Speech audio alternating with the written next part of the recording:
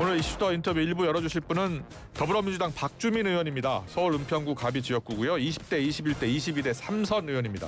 2주 전에 광화문 광장에서 내년 지방 서울시장 선거 출마를 공식 선언했습니다. 박주민 의원 만나보겠습니다. 어서 오십시오. 네, 안녕하십니까. 안녕하세요. 네. 2주 전에 광화문 광장에서 출마 선언하셨더라고요. 맞습니다. 예.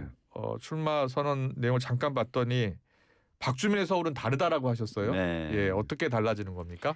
예, 박주민의 서울은 시정의 중심이 시민, 네. 그리고 시민의 삶과 시민의 미래를 챙기는 시정.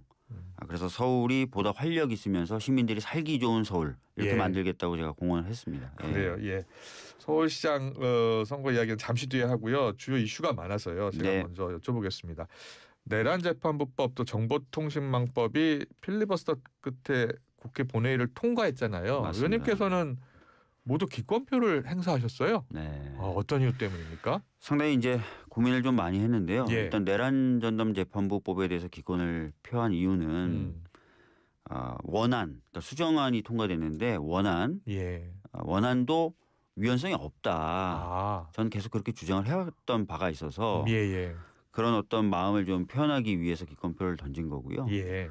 그다음에 정보통신망법에 대해서 제가 기권표를 던진 거는 사실 제가 사실적시 명예훼손은 좀 폐지될 필요가 있다라고 그러셨군요. 변호사 시절부터 제가 강력하게 주장을 해왔었고 네. 국회의원이 돼서도 거푸 관련된 법을 발의했었거든요. 예. 그런데 이번에 이제 정보통신망법 수정안이 통과되면서 예. 사실적시 명예훼손 부분을 폐지하지 않고 좀 그대로 두는 형태로 통과가 됐습니다. 그러다 보니까 저로서는 참 되게 아쉬움이 컸고 그렇군요. 그래서 이제 이 부분에 대해서 기권 표시를 하게 된 겁니다. 예. 청취자 여러분들께 좀 더 쉽게 설명을 해주실래요? 그러니까 사실적시 명예훼손이라고 하는 거는 예. 사실을 이야기함으로써 명예훼손을 일으키는 경우를 처벌하겠다는 건데 예.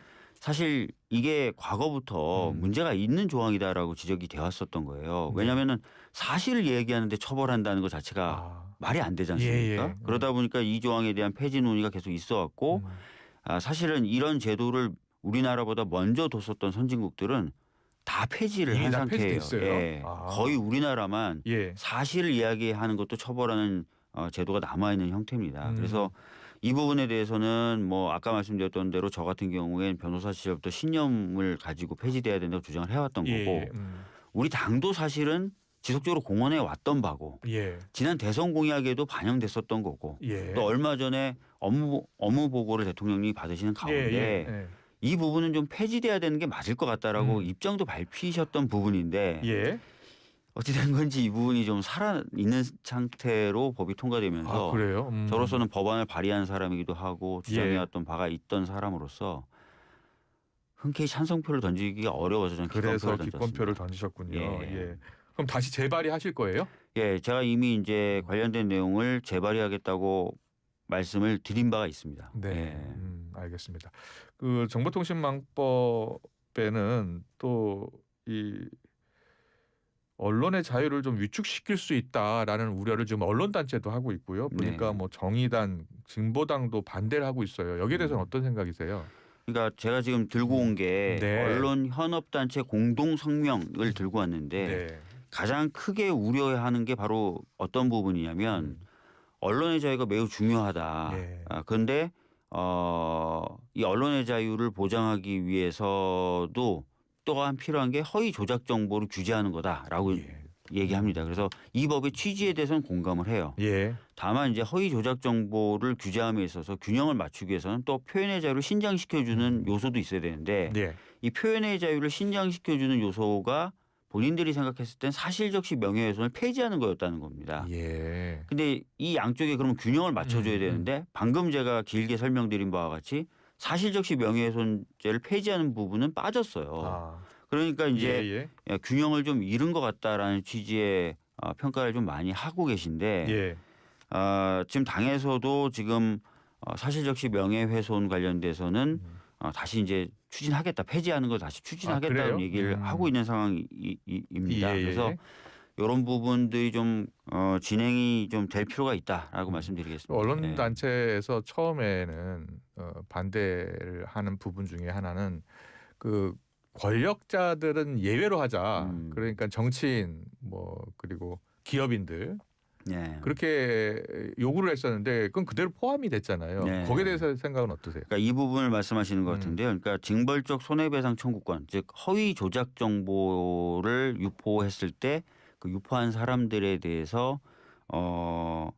징벌적 손해배상을 좀 물릴 수 있는 제도가 예. 있는데 예. 징벌적 손해배상을 청구할 수 있는 주체 중에는 권력자라든지 이런 사람들 좀 빼자라고 그렇죠. 이제 얘기를 하셨던 것 언론단체에서는 같아요. 그렇게 이야기했습니다. 근데 이게 이제 연동돼서 나오는 개념이 뭐냐면 허위 조작 정보라고 규정하는 것 자체가 좀 모호해서 광범위해지는 문제라든지 예. 이런 것들을 지적하고 있는데 일단은 이 성명을 보더라도 허위 네. 조작 정보의 개념에 대해서는 그래도 초기 우려보다는 좀 더 구체화된 것 같다는 평가를 허위 하고 조작 있어요. 정보를 유포시키면 안 되죠. 그건 안 되죠. 예. 그리고 고의성이라든지 목적성이라든지 이런 것들이 있는 경우에만 또 규제하는 것으로 했기 때문에 어느 정도 예. 완화됐다, 우려가 좀 완화됐다라는 평가를 하고 있는데 네.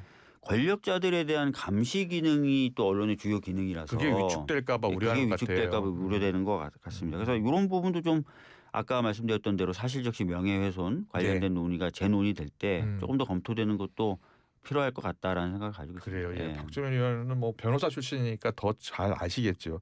그래서 보니까 논평 같은 데 보면 징벌배상은 강화하면서도 권력자들의 형사처벌 리스크는 그대로 둔 거 아니냐라는 비판이 나오는 것 같아요. 어떻게 생각하세요? 징벌적 손해배상은 가만히 놔두면서 예, 강화하면서 권력자들의 형사처벌 리스크는 줄인 거 아니냐. 형사처벌 리스크를 예. 줄인 거 아니냐. 아니 그래서 사실은 아까 말씀드렸던 대로 권력에 대한 감시 기능 예. 이런 부분이 약해졌다고 평가되는 부분도 좀 고민이 좀 필요하다라고 말씀드린 겁니다. 네, 알겠습니다.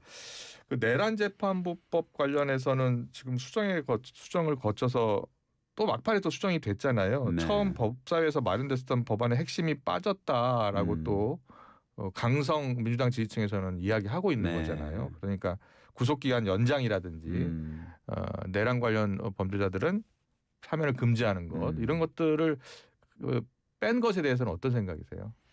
그러니까 사실 뭐 구속기간 연장 같은 경우는 좀 필요하다고 생각해요. 이게 네. 일반법으로 바뀐 거지 않습니까? 사실은 내란이라든지 외환이 뭐 향후에 있으면 안 되겠지만 예. 있을 경우에도 적용되는 일반법으로 바뀐 거지 않습니까? 일반법으로 바뀌는 과정에서 이제 검토를 해야 될 부분 중에 하나가 예. 최근에도 보면 수사나 이런 것들이 어렵잖아요. 예. 그래서 이제 구속기간에 대한 문제가 항상 민감하게 다뤄지고 있는데 구속기간을 좀 연장해서 수사라든지 재판이 조금 더 충실하게 이루어질 수 있다면은 예. 그것도 굉장히 필요한 부분이 아닐까 싶은데 이게 위험 가능성 때문에 뺀 건가요? 그러니까 이 사건만 또 예. 이런 범죄 예. 내란과 외환이라는 범죄만 너무 중하게 다루는 것 아니냐는 판단을 했던 것 같아요. 그러니까 예. 제가 법사위에 있진 않아서 구체적인 논의 과정까지는 모르겠는데 아마 그런 우려를 했던 것 같은데 그런데 제가 보기에는 내란하고 외환만큼 중한죄가 없습니다. 네. 그래서 중한죄는 중한만큼 이렇게 특별히 대우한다는 것은 좀 위헌적이진 않다고 생각하기 때문에 구속기간 연장 같은 것도 예. 사실은 좀 필요하지 않았나 반영될 필요가 있지 않았나 생각합니다. 네. 예. 통일교 특검 이야기 해보겠습니다. 통일교 특검 급진전이 되고 있어요. 당초 이제 여당이 일고의 가치도 없다라고 해서 네. 근데 갑자기 이제 그래 그럼 해보자라고 입장을 바꾼 거 아니에요. 그런데 지금 이제 특검 추천을 놓고서 여야가 계속 줄다리기를 하고 있는 것 같습니다. 특검 추천은 어떻게 해야 된다고 보세요? 그러니까 뭐 우리 당이 이제 통일교 특검에 대해서 뭐 일고의 가치도 없다 이렇게 표현했던 이유는 예. 보통 특검은 수사기관이 수사를 잘 안 할 때 도입하는 것입니다, 그죠? 그래서 특별 검사 제도 아니겠습니까? 예. 그런데 최근에 이제 수사가 진행됐던 모습을 보면은 경찰이 사건을 특검으로부터 인계받은 후에 바로 수사팀을 대규모로 꾸렸고 바로 지목됐던 사람들을 출국 금지했고 바로 종교단체를 포함해서 피의자로 적시됐던 사람들에 대한 압수수색을 전격적으로 했잖아요. 그러니까 예. 수사가 안 되고 있는 게 아닌데 자꾸 특검을 하자라고 하니까 그 부분에 대해서 저희들이 그런 말씀을 드렸던 거고요. 예. 아무래도 이제 특검은 크게 두 가지가 항상 문제되어 왔습니다. 수사 대상을 어느 정도의 범위로 할 것이냐. 그다음에 특검을 추천을 하는 과정은 어떻게 할 것인가. 요 두 가지거든요. 네. 두 가지 다 지금 정당들 간에 좀 쟁점들이 있는 것 같습니다. 그렇죠. 예. 그런데 가능하면 빨리 하자. 김병기 원내대표도 신속히 하는 게 정의다라고 하셨잖아요. 네. 예. 그런데 보니까 조국혁신당 같은 경우에는 국민의힘도 그리고 더불어민주당 역시도 마찬가지로 추천해서는 안 된다. 제3당인 조국혁신당이 추천해야 한다라는 입장인 것 같아요. 어떻게 생각하세요? 사실 이제 어떻게 보면 조국혁신당이 말씀하신 내용을 조금 더 극단적으로 밀어붙인 게 민주당 아니거든요. 예. 그러니까 조국혁신당의 입장은 지금 현재 이제 그 명단 중에 일부가 나온 것 중에 예. 보면은 민주당과 국민의힘 양당 의원들 이름이 거론되는 것 아니냐라고 예. 얘기를 하는 거예요. 그래서 양당이 아닌 당 얘기해 보자 이렇게 얘기하는 거고 예. 민주당은 조금 더 나가서 네. 지금 당장 그렇다는 게 아니고 사실 수사하다 보면은 다른 정당이 더 나올 수도 있지 않냐. 예. 그럼 아예 정당들은 빼고 다른 어떤 외부에서 추천하게 하는 게 더 맞지 않겠느냐 이런 주장을 하는 거거든요. 예. 그래서 이런 부분은 이제 논의해 가면서 조정해 가면 될 것 같아요. 네. 어디에서 추천을 할 수 있을까요, 그러면? 그 부분은 이제 좀 더 고민해 봐야 되겠죠. 지금 현재 나온 거는 어떤 법안의 형태가 아니라 다양한 아이디어로 그래요? 그러니까 어떤 민간에 있는 사회단체나 시민단체가 추천하게 한다든지 뭐 이런 얘기까지도 지금 아이디어 차원에서 다양하게 나오고 있는 건데 예. 이 부분은 뭐 좀 더 논의를 해봐야 될 것 같습니다. 예. 민변 이야기도 나오는 것 같은데. 그러니까 아이디어 차원이죠. 아이디어 차원이니까. 예. 그러니까 아까 말씀드렸던 대로 민주당과 국민의힘만 뺄 것이냐 예. 아니면 통일교라는 단체가 종교단체가 사실은 이제 전방위적으로 로비했을 가능성도 아예 없다고 할 수는 없으니 네. 정치권은 좀 배제하고 해보는 건 어떻겠느냐 뭐 이런 아이디어도 나오는 거고 그런 과정인 것 같습니다. 어떻게 보세요? 통일교 특검이 올해 안에 어려울 것 같고 내년 초에는 출범할 수 있을까요? 뭐 신속히 출범하는 게 맞겠죠. 이미 이제 출범하기로 마음을 먹었다면요. 그리고 다만 이제 아까도 말씀드렸지만 지금 경찰이 굉장히 속도를 내고 있는 상황이지 않습니까? 예. 그러면 그 속도의 어떤 탄력을 잃지는 않아야 된다. 그 탄력을 가지고 수사를 하면서 좀 특검 논의와 특검의 출범 이런 것들이 이어졌으면 좋겠다라는 바람은 있습니다. 예. 네. 알겠습니다. 그 당내 이야기 하나 물어보겠습니다. 김병기 원내대표가 최근에 이 각종 사생활 논란이 계속되고 있잖아요. 네. 어떤 조치가 좀 필요하다고 보세요? 글쎄 뭐 본인도 다양하게 해명을 하고 있어서 예. 이 문제는 조금 지켜볼 필요 있지 않을까 싶어요. 네. 김병기 원내대표가 일단 민주당 의원 단톡방에 심력 끼쳐 송구하다라는 메시지를 올렸나요? 제가 단텔방을 못 요즘 잘 안 보셨어요? 봐서. 예. 예. 전직 보좌관과의 갈등이 좀 있었던 것 같아요. 지금 지금 뭐 들리는 소식 보니까. 그런 이야기들도 좀 나오는 것 같긴 합니다. 예. 예. 자세한 사실관계를 제가 알 수가 없어서요. 예. 예. 알겠습니다. 지방선거 이야기로 넘어가겠습니다. 네.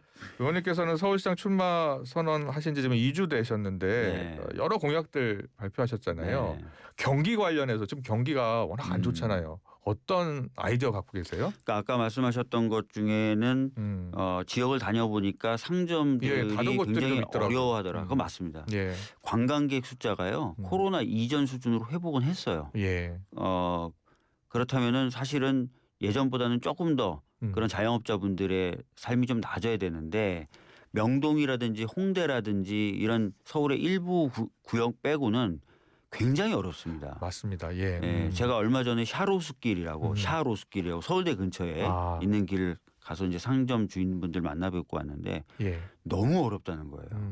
그래서 제가 이제 냈던 공약은 뭐냐면 연희동을 가보셨는지 모르겠지만 예, 가봤습니다. 예, 연희동 가보면 되게 아기자기하고 스토리 있고 브랜드 있는 가게들이 많아요. 예. 그래서 평일에도 사람들이 많이 찾아가고 하는 곳으로 유명한데 제가 이제 공약을 발표한 게 그런 연희동 거리 같은 거를 서울에 10군데 더 만들겠다. 서울에 10곳을 더 만들겠다고요? 더 만들겠다. 예. 그래서 시민들도 많이 찾아가고 예. 관광객으로서 외국으로부터 들어온 사람들도 좀 많이 찾아가도록 해서 서울을 전반적으로 따뜻하게 만들겠다. 그게 제 공약 중에 하나입니다. 어디 예.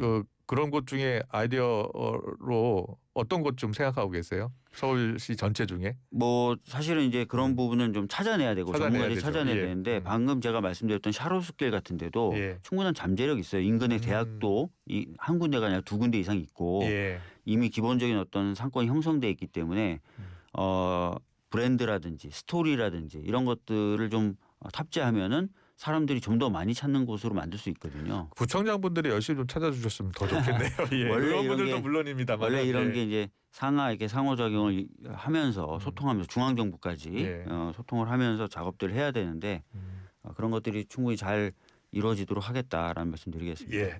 또 공약들 보니까 한강버스 백지화도 있고요. 9호선 증량도 있네요. 네. 예. 사실은 9호선 같은 경우에 혼잡도가 높은 지하철 노선으로 유명합니다. 그렇습니다. 제가 예. 실제로 이틀 전인가요? 3일 전에 출근 시간 때 타봤는데 예.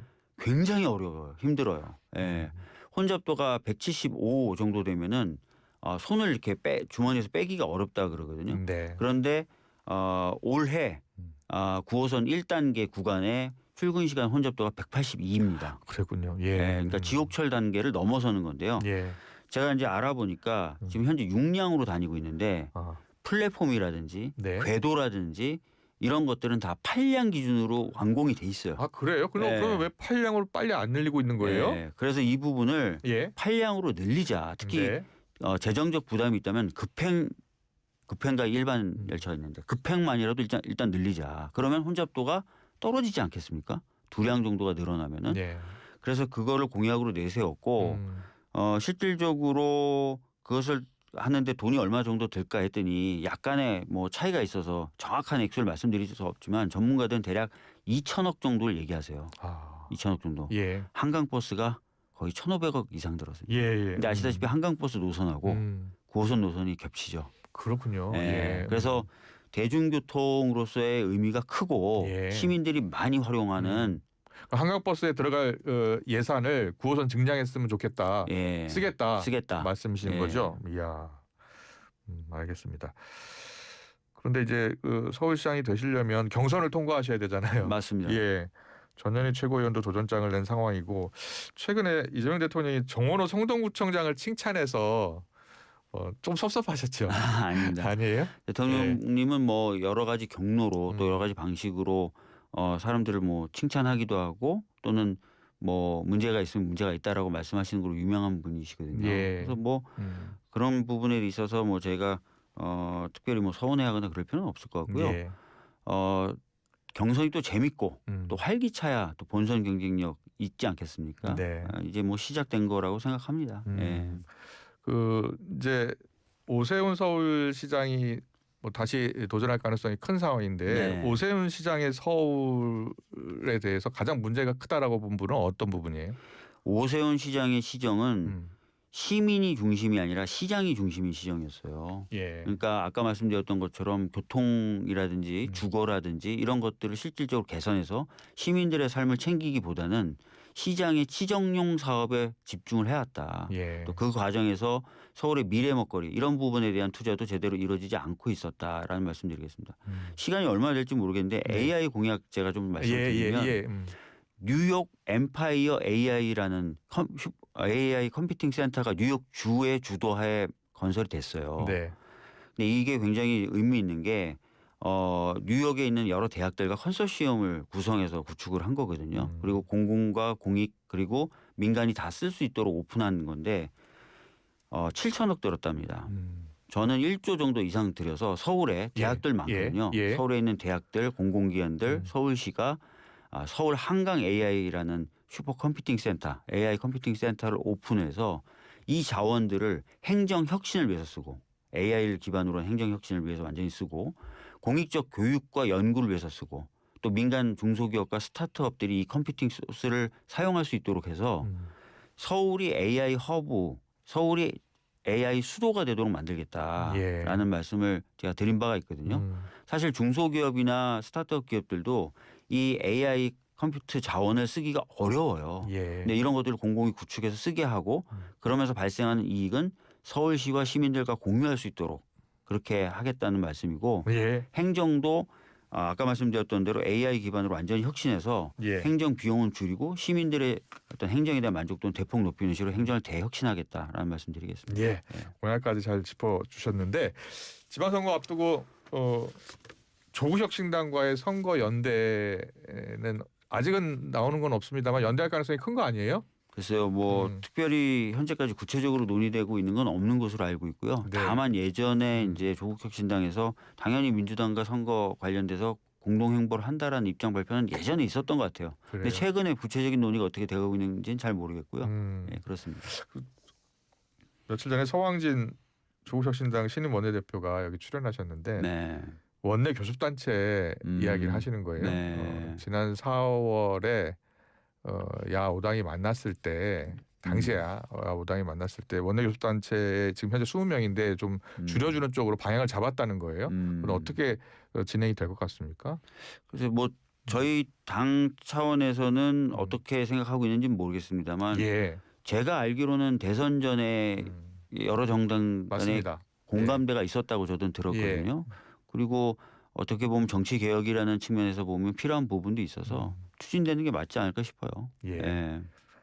알겠습니다. 여기까지 듣겠습니다. 지금까지 박주민 더불어민주당 의원과 함께했습니다. 잘 들었습니다. 네, 감사합니다. 수고하셨습니다.